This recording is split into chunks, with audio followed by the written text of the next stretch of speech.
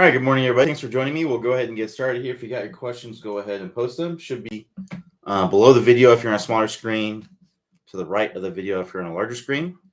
All right, so we'll start here with Bobby. So Bobby asks, Q, I have a question about the sequential unturning of the body.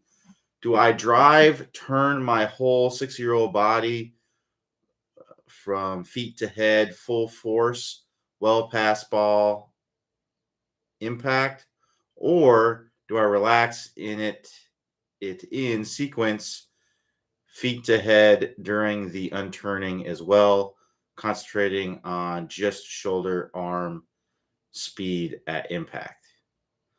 I mean, you're turning all the way through the shot. You're turning all the way into the full finish.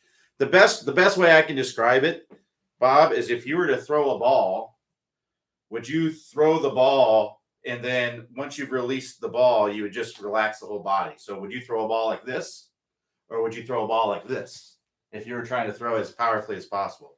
You're turning all the way through the shot. I hope that answers your question, but that's as much as you can. You know, if you're to throw a frisbee, would you throw a frisbee and then would you stop your body to throw it with his? I mean, you could throw a frisbee like that, but it wouldn't be very powerful.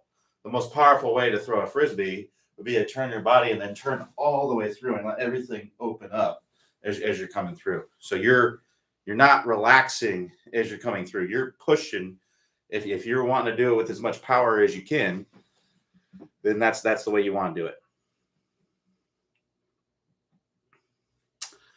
So JP says, on the TGS website, are there any course management videos? I'm looking to build knowledge skills on where and how to navigate through golf course, i.e. where to hit ball from the tee, off fairway, play, etc.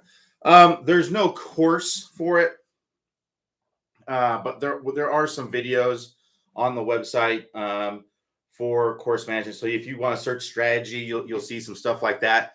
Basically, what it comes down to is you want to hit away from the trouble, right? Golf is about managing your misses, right? So what that means is, let's say you have OB left and you have, maybe it's trees on the right, which is trouble, but it's not, you can hit out of the trees, right? If you go OB, that's stroke and distance, right? Whereas if you hit into the trees, worst case scenario, right? You might have to take an unplayable lie, but you still get distance or something like that. That's basically what it comes down to. You're still going to be able to punch out. So you're losing one stroke from going into the trees instead of basically two strokes from going OB, right? So you want to basically go away from the trouble. That's really what it comes down to.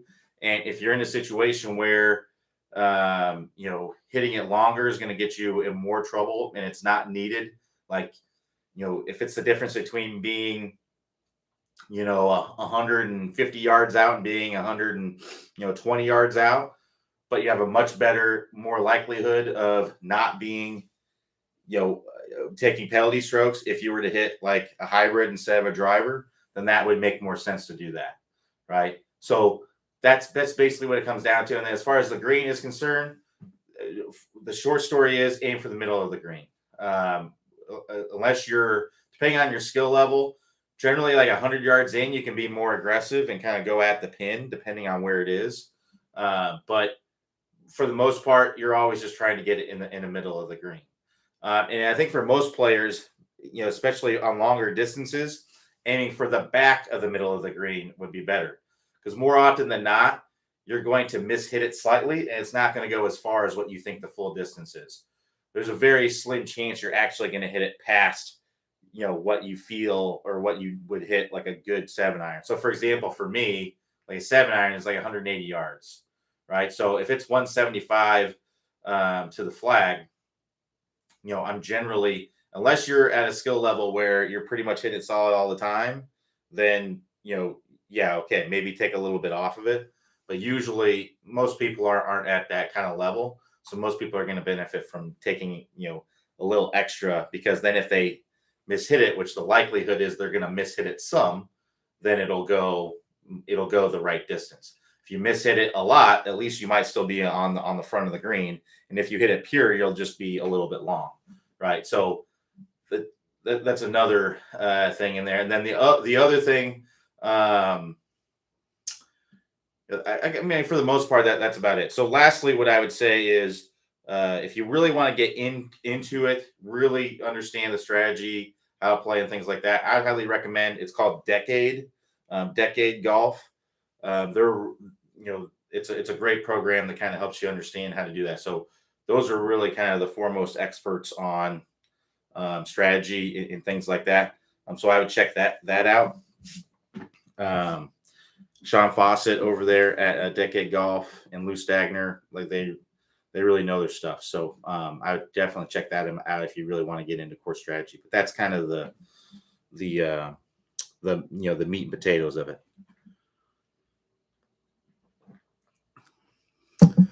Bill H says, any good drills to work on swing tempo? Yeah, so I think my favorite drill is really just going from one extreme to the other.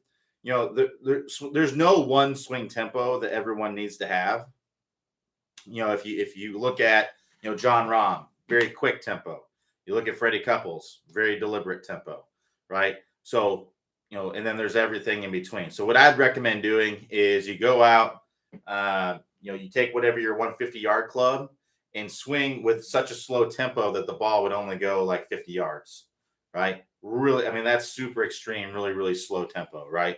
And then I would, hit a few shots from there. Then I'd go up to 75. Then I would go up to 100. Then I'd go up to 125. Then I'd go up to 150. Then I would try to hit it basically as far as you could, with as quick a tempo as you could. Somewhere in between there, you're going to find what your good swing tempo is. So that goes for about anything, right? If your ball position, right? There's no one ball position that works for everyone, right? You might find that your ball position is a little bit better if it's more forward. Another person might find it's a little bit better if it's more back. So you can play ball, you can hit shots off your back foot and hit a few shots, just changing the ball position little by little by little until you're basically hitting it off your front foot, go from two ends of the spectrum to the, one end of the spectrum to the other. And then somewhere in between there, you're going to find where you're at the best. So anything like that's typically going to be a pretty good drill. All right, let's keep going. So Greg N says, I have been working on the 20-minute shallowing fix. Nothing is finishing on the right now. However, I still get the occasional pull hook. Are there any more drills that I could do to start things right with the ball finishing on the target with a slight draw? So what you need to do is you need to get through drill number 2. And if you can't do it by just feeling like you're swinging off to the right more, then you need to actually put something physically there. And that's what Clay talks about in drill number 2, is putting some sort of obstacle there. So, you could think of, Clay uses an impact bag, a big box, something like that to put in your way. But putting something, I'm going to put this ball here. If I put this ball right here, right, and my target is in that way, if I swing steeply or even on plane at all, I'm going to hit that, right? So it forces me to get my path working from the inside. So that's what I recommend doing, is having something physically in your way that you have to swing. And if you can't do that at full speed, that's fine. Do it at slower speed, get better at it, and then go up to full speed. So there isn't like, and I know you're probably wanting some sort of drill that's just going to make it all come together. But the reality is, no matter what happens, you still have to figure out how to do it, right? So it's really as simple as putting something in your way. Get something in your way that forces you, gives you feedback, gives you visual on where the club has to go. Put it in your way, and then figure out a way to swing inside of it and go as slow as you have to go to be able to do it.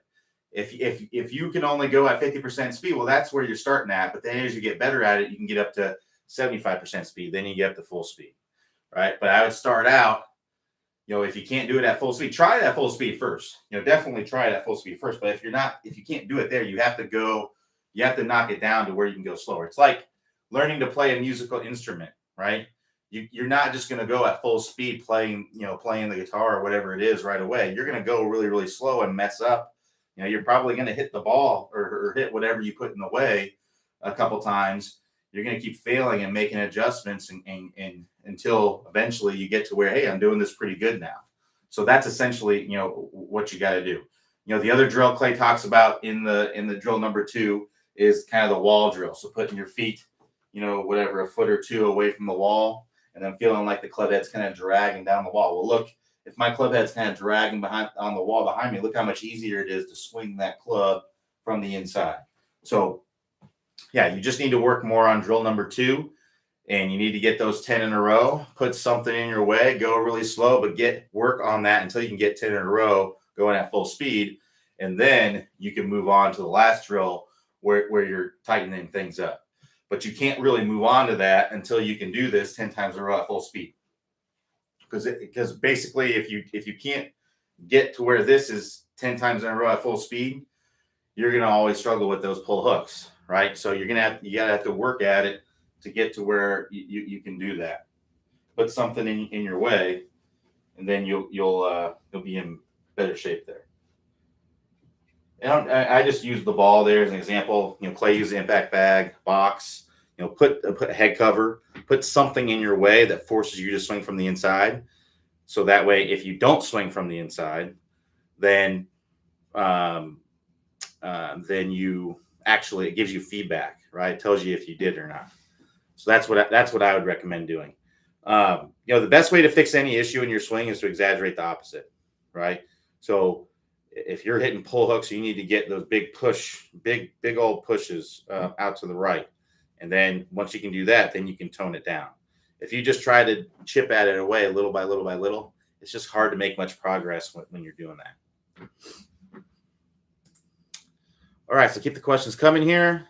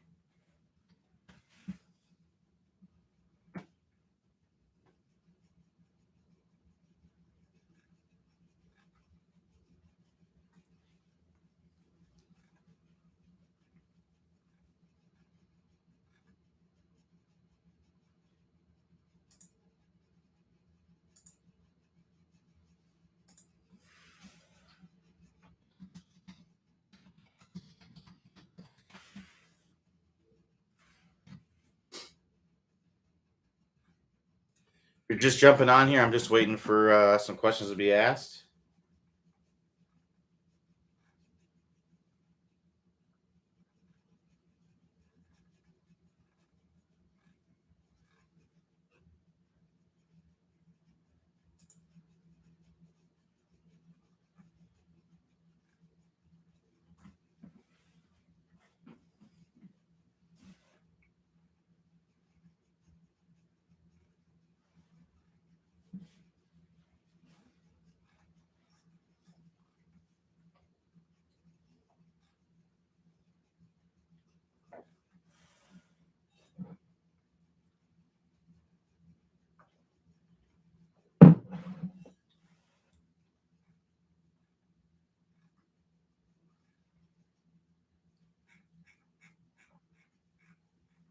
In the meantime, I'm just going to be answering emails and stuff while you all are coming up with questions.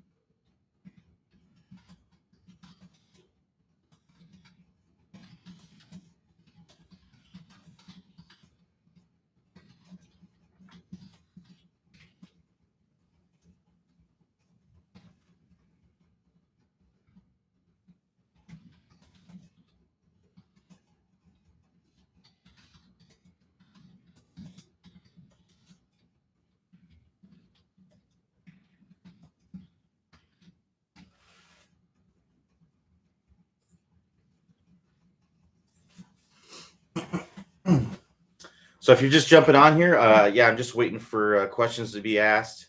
So I'm just answering some emails while y'all are coming up with some questions. And we'll get going.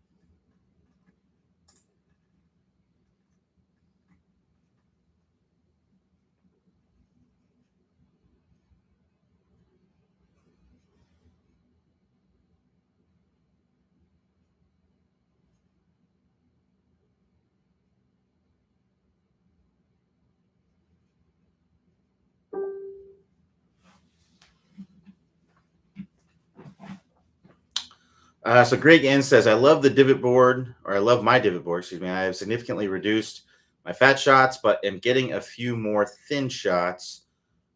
My thoughts are that I'm still standing up a little bit at times. Do I just need more reps so I stay down more often? Yeah, most likely. I mean, basically, fat shots and thin shots are typically a product of the same thing, right?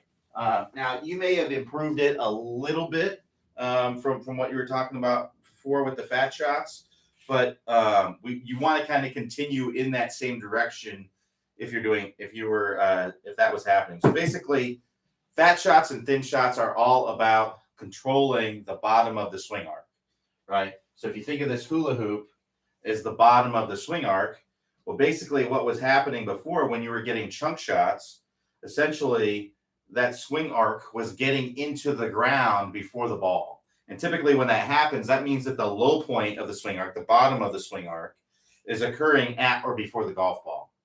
So basically what you could have done is you could have just taken your swing arc and just raised it up. And you still have the same issue and you're just raising it up. Or it could have been what happened was that your swing arc was more back here, right? And it was bottoming out well before the ball. So basically you were hitting the ground, and now it's just more forward and it's bottoming out at the ball, and now you're just kind of picking it off the turf, right?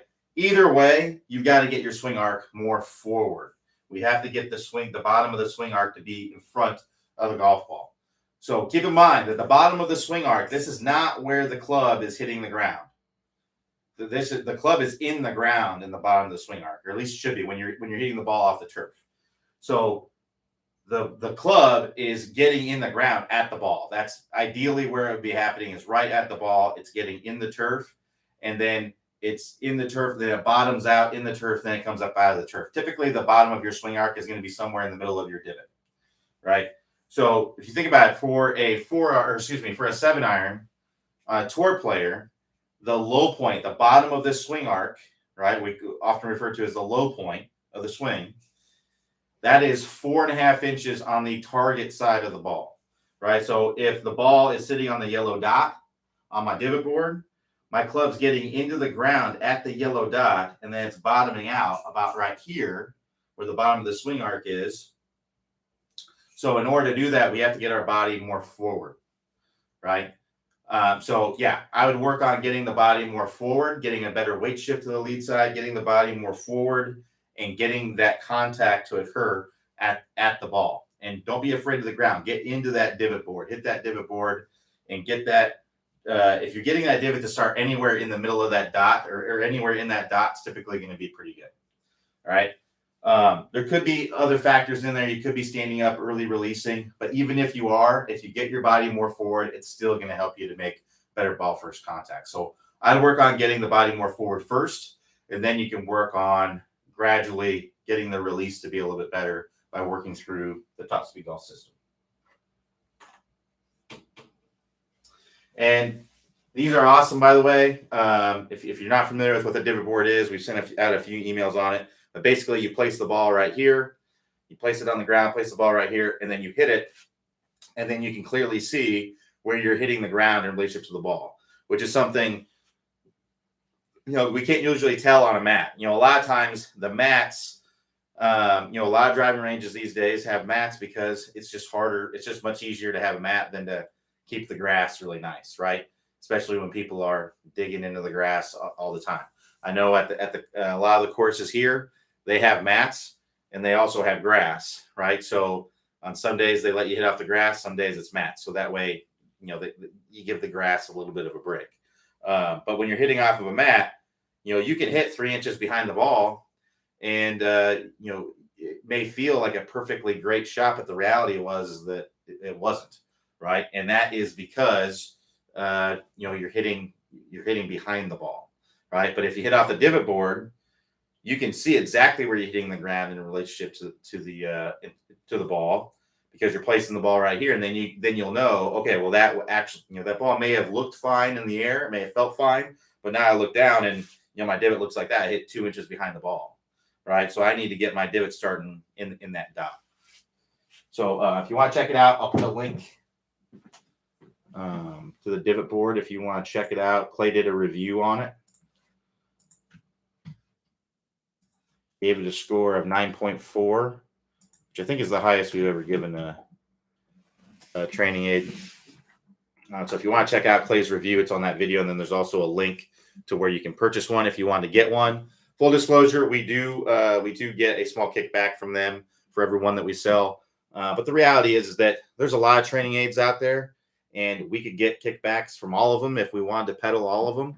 But we only show you stuff that and give you links to get stuff. And usually they have discounts, which is nice too, because we've tested it and we know it's good. There's lots of them out there that you probably noticed that we never even talked about because we don't really think that they're that beneficial, right? So, PRGR, I don't know if there's a single person who wouldn't benefit from PRGR.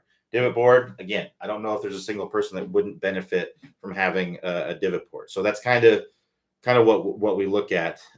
There's some training aids that some people aren't going to benefit from. The precision impact, we really like that one. I think that would benefit a lot of people, but there's some people that it's not a training aid that's really needed for them. So, for example, those who don't have any issues with basically throwing that wrist out too early, that precision impact is really good to kind of help you that feeling of having that wrist bent back. So that's why we've kind of recommended that one before in the past. So anyway, hopefully that makes sense. But yeah, keep the questions coming. Like I said, I'll continue to answer some emails here until we get more questions in there.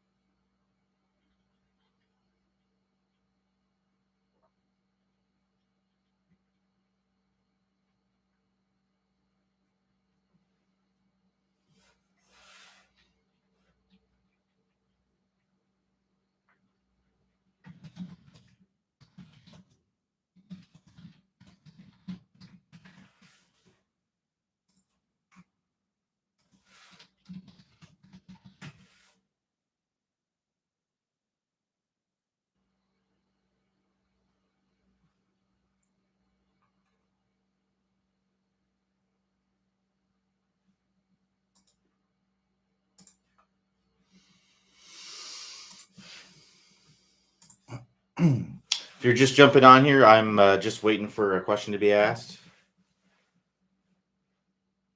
So if you got your question, go ahead and post it on there.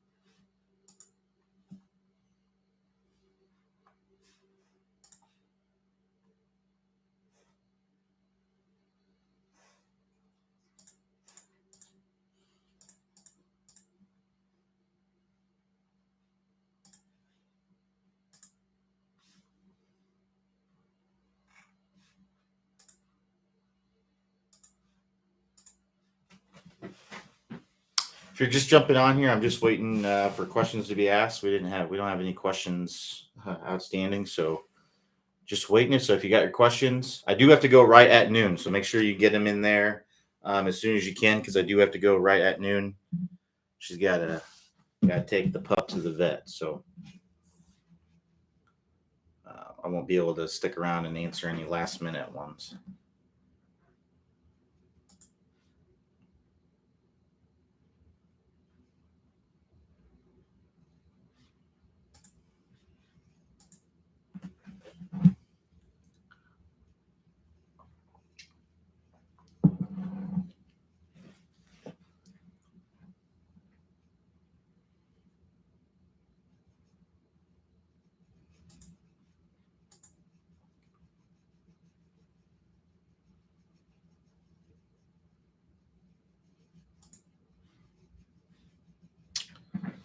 All right. Well, while you guys are thinking of a question or questions,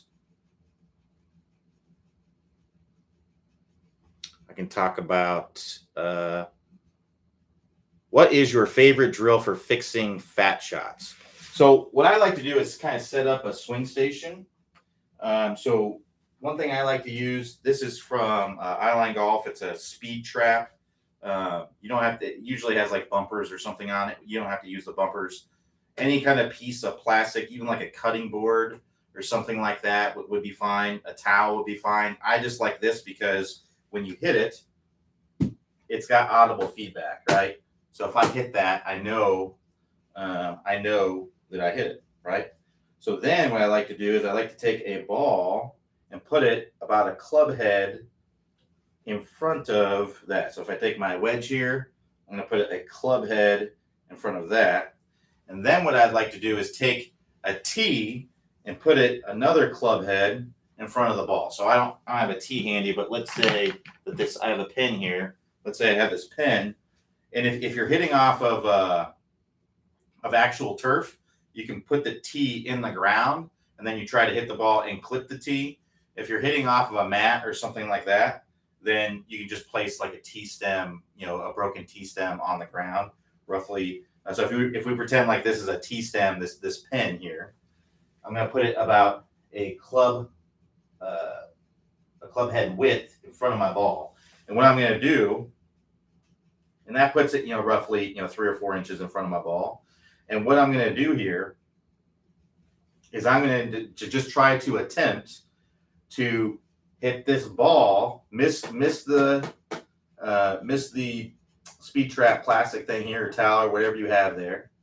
I'm going to hit the ball, and I also want to hit the tee as well in front. I want to clip the tee in front. And I just want to see if I can accomplish that task first. Now, notice I'm not telling you anything technical that you have to do. I'm not telling you shift your weight. I'm not telling you how to do this with your elbow or whatever it is. The reason for that is that I just want to give you a task to see if you can perform the task. And a lot of times what happens is you'll do all of those things automatically just because you have to perform this task, right? This is a different framework than what you're used to doing, right? If the ball is just sitting there without anything there, your brain is just thinking, okay, I just got to hit the ball. And then you start hitting it fat. But then if you think, okay, well, I have to hit this ball, but I also have to avoid this and hit that. well, then a lot of times automatically, without you really even having to try to do it, right, you'll shift your weight better. You'll move in a better way to be able to make ball first contact. Now, it doesn't always happen, but a lot of times this is what happens. And then you make solid contact. And I say, well, how did I do that? Well, you did that by changing your framework with how you were trying to hit the ball, right? So that's what I want you to try first. Try not to think about any. I mean, ideally, you wouldn't have to think about what your elbow is doing and what your wrist is doing, and you know, you wouldn't have to think about all those things. You could just think, okay, I just need to hit the ball and hit the ground in front of the ball and hit the ball solid and straight. That would be the most ideal situation. And then eventually you have that framework in your brain so many times that you can't even think of doing anything different. You just automatically do it. You do it without any conscious thought. You just do it. You don't know any other way to hit the ball except ball first, then the turf afterwards, right? So that's what I want you to do first. Now, if you do this and for the life of you, you cannot do it. You cannot you hit this thing every time, you know, or something like that, then most likely we are going to need to introduce something else in there to get you to do it. So usually what it is, it's just the weight shift thing. It's just not getting to the lead side. It's hanging back too much, and then we're hitting the plastic back here, right? So if that is the case, then what I want you to do is I want you to get in your setup here, and then what I want you to do is I actually want you to put all of your weight on your lead side, and I want you to get your body kind of out in front of everything. Now, this would be a crazy exaggeration, but you can see when I do this, I even got my heel off the ground. I can get a club head underneath my heel here because I've shifted my weight forward. Basically, the center of my hips is almost directly over my ankle here, right? I've got my body way too. I wouldn't actually want to come into the swing, but I'm exaggerating to kind of help me get a feel for this, right? So I've got my body way forward, and now it's a heck of a lot easier. I'm coming down more steeply, but it's a heck of a lot easier to get that ball than the turf contact in front. So I want you to just get comfortable hitting some balls, and you're going to see it's a heck of a lot easier to do that. Now, once you've got a few of those in a row, then we can go back to the normal position here, and I want you to get that same sensation as you're coming into contact. I want you to feel like you're coming into contact like this. Now, you'll be shocked because you'll probably look on video and you'll look more like this, which is what you want to look like. But you'll probably feel like you're like this. This is the whole adjust your feel to get the desired result, the fault, feel, real approach to golf, which really kind of simplifies things. So the fault is you're coming in and you're like this, right? The feel is you need to be like this, and then the real is hopefully something in between there, and then you adjust based on that. So that's really my favorite drill to help you to get the ball first, then the turf. You don't have to have this speed trap. If you do want to get one, they sell them on ilinegolf.com, so you can check that out. Really, you could also, if you're hitting off of turf, you could put a tee behind the ball as well, a club head behind the ball. Have it a club head in front of the ball, miss the tee behind the ball, hit the tee in front of the ball. There's lots of ways you can do this, but what we want to do is we want to put something behind the ball that we want to clear, hit the ball, and then have something in front of the ball that we want to hit, roughly about a club head width on each side. And that's going to get you the sensation, okay, I have the proper framework now, the feeling of how I need to come down and hit this ball. So try that. I imagine you'll start hitting some much crisper shots.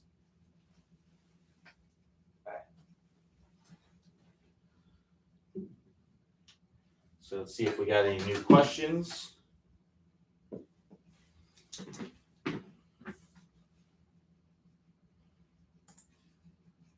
All right, so no new questions yet. I'll stick around. I might wrap up early if we don't have any. If we have any more questions.